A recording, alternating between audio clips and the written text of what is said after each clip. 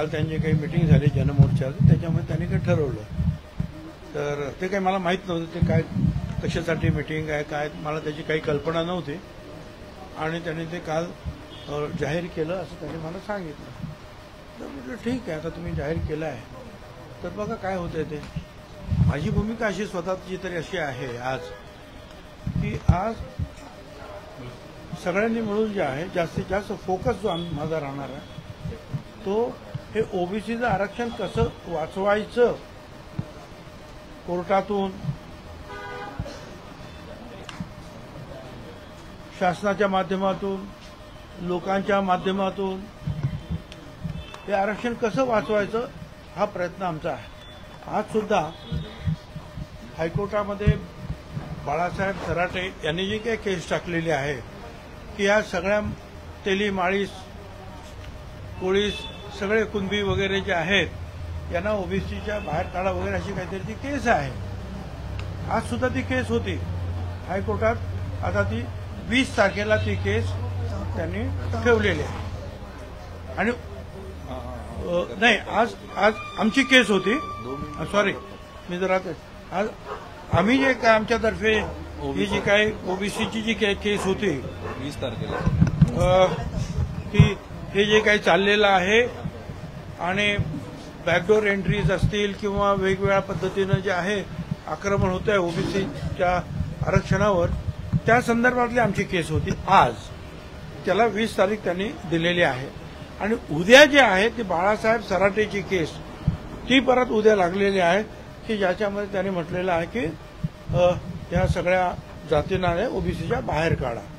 आता हे सगळं जे आहे एकीकडे ते याच्यावर फोकस करणं आवश्यक आहे असं मला वाटतं. आणि त्याचबरोबर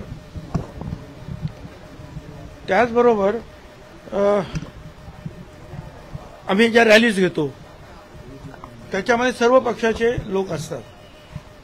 बीजेपीचे पण आमदार असतात, काँग्रेसचे सुद्धा माझे आमदार किंवा इतर मुख्य असतात, उद्धव बाळासाहेब ठाकरे पक्षाचे सुद्धा लोक असतात.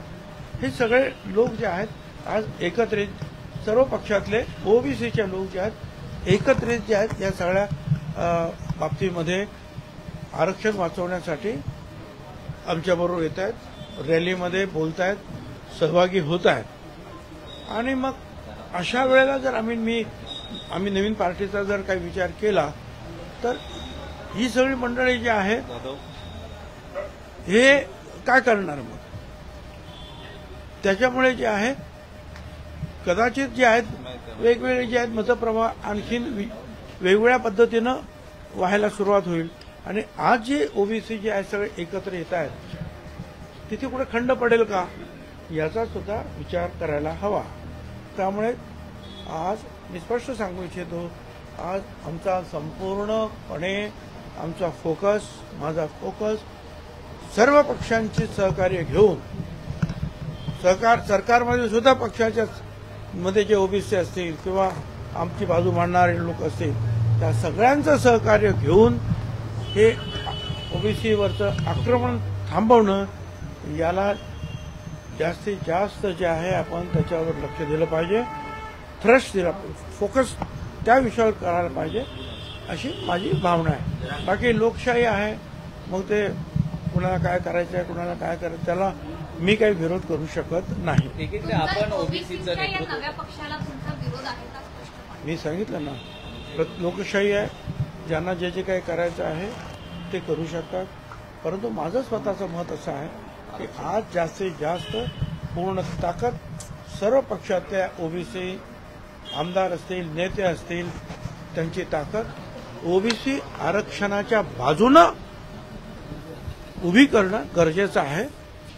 त्यासाठी ह्या सगळे ज्या आमच्याबरोबर अनेक आमदार वगैरे येतात, नेते येतात, त्यांना बरोबर घेऊन आपण लढाई पुढे न्यायची याच्यावर माझा सगळा थ्रस्ट आहे. त्यामुळे कुठेतरी ओबीसी नेते पुढे नेक्स्ट मोठ्या प्रमाणात विखुरले जाणार पुढे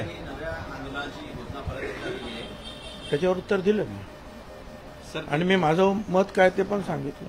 आपण जर बघितलं तर नाभिक समाजाबाबतचं जे वक्तव्य होतं ज्यावरनं एक थोडंसं त्यावर काय स्पष्टीकरण नाभिक समाजाचे नेते त्यांनी दिलेलं आहे, त्यांनी तुमच्या पाठीशी नेमकं काय घडलं होतं तुमच्याकडनं ऐकायचं. असं आहे की मी ज्या वेळेला भाषणाला उभा राहिलो ते अर्थातच हे आपलं कर्पुरी ठाकूर हे नाभिक समाजाचे होते, त्यांना सुद्धा भारतरत्न वगैरे मिळालं, ह्या सगळ्यांच्या गोष्टींचा उल्लेख झाला. आणि नेमका त्याच दिवशी काही तास अगोदर माझ्याकडे एक मेसेज आला होता की एका गावामध्ये एका नाभिक बांधवाने ओबीसीचं पोस्ट केली, ओबीसीच्या बाजूने, म्हणून मराठा समाजातले तिथले लोक, त्या गावातले लोक, त्यांनी अशी म्हणजे मेसेजद्वारे दवंडी पिटवली की या माणसाच्या, या नाभिकाच्या दुकानावर कुणीही जायचं नाही केस कापायला, म्हणजे त्याच्यावर बहिष्कार टाकायचा. त्या मला ते आठवत नाही, काढावं लागेल, जायचं नाही. तर मी म्हटलं हे असं कसं? उद्या त्या गावच्या सगळ्या लोकांनी ठरवलं, म्हणजे नाभिक समाजाने, की तुम्ही आमच्या अशा बांधवावर जर तुम्ही बहिष्कार टाकला आणि उद्या सगळ्या नाभिक, तिथल्या नाभिक समाजाने तुमच्यावर बहिष्कार टाकला, जे मराठा समाजाचे लोक म्हणतात की बहिष्कार, तर मग तुम्ही काय करणार? मग काय एकमेकाची केस कापत बसणार?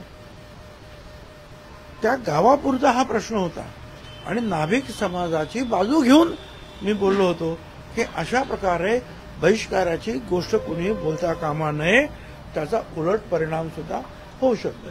आता सुद्धा जे आहे म्हणजे अनेकांनी जे आहे त्यांचे नाभिक समाजाच्या संघटना, लोक, त्यांनी माझी बाजू घेऊन मांडलेली आहे, ते आलेले आहे. आता सुद्धा जे आहेत ते दत्तात्रय अनारसे जे आहेत महाराष्ट्र नाभिक महामंडळाचे, त्यांनी सुद्धा तेच सांगितलं की सगळं का मी जे म्हणतो तेच त्यांनी सांगितलं की गावापुरतं मर्यादित होतं, आमच्या माणसावर बहिष्कार टाकलेला होता आणि तेवढंच ते होतं. तर ते अर्धवट वगैरे जे काही माहिती जे कोणी देत असतील त्याच्या आहारी कोणी जाऊ नये म्हटलेलं आहे. ते सगळे आता नाभिक समाजाचे सगळे महामंडळ माझ्या बाजूने उभे राहत आहेत. यानंतर तुमच्या हे वक्तव्य, त्यानंतर झालेल्या वादानंतर जरांगे म्हणतायत की अशा पद्धतीचा जर तुम्ही अपमान करत असाल तर येत्या जरांगे काय, जरांगेंना सांगा तू अगोदर ग्रामपंचायतीला उभा राहा. छगन भुजबळ या ग्रामपंचायतीने मुंबईच्या महानगरपालिकेत 25 वर्ष निवडून येऊन 2 वेळा महापौर झाला आणि 2 वेळा आमदार सुद्धा झाला आणि त्याच्यानंतर येवलेला सुद्धा 4 वेळा आमदार झाला. तर तू मला सांगण्याची काही गरज नाही ग्रामपंचायतीला वगैरे काय, तू अगोदर उभा राहा नीट. उगीच काहीतरी. आणि तो सुद्धा जो आहे जरांगे, हा आमच्यामध्ये फूट पाडण्यासाठी कधी म्हणणार मी धनगरांची बाजू लढणार आहे, कधी म्हणणार मी नाभिक समाजाची बाजू लढणार आहे. अरे तू तर आमच्या धनगर समाजावर, आमच्या नाभिक समाजावर, त्यांचं सगळ्यांचं आरक्षण जे आहे त्याच्यावर डल्ला मारण्याचं काम तू आणि तुझे सगळे सहकारी करतात. ते थांबा अगोदर, खूप उपकार होतील आमच्या सगळ्यांवर. तू ओबीसी समाजामध्ये तुझं जे आरक्षण घेण्याचं जे काम चाललंय ते तू मागे घे. ओबीसी समाज तुझे उपकार आम्ही मान्य करू. काही नाही, या विषयावर चर्चा नाही, काही झाली नाही. काही झाली असेल तर मी बोललो असतो. सर, एक रील व्हायरल होत आहे जे मंत्रालयामध्ये जामिनावर बाहेर असलेल्या गुंडांना मंत्रालयाच्या आवारामध्ये रील केलेला आहे. विरोधकांचं म्हणणं आहे की सामान्यांना मंत्रालयाबाहेर रांगेत उभं राहावं लागतं, प्रतीक्षा करावी लागते, मात्र गुंडांना मात्र. मला काय, मी ते ऐकलेलं नाही, मला काही माहिती आहे.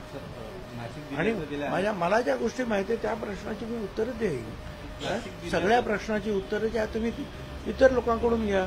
मंत्रालयामध्ये प्रवेश द्यायचा की नाही, कुणाच्या हातात आहे, कुणाच्या ताब्यात असतं मंत्रालय?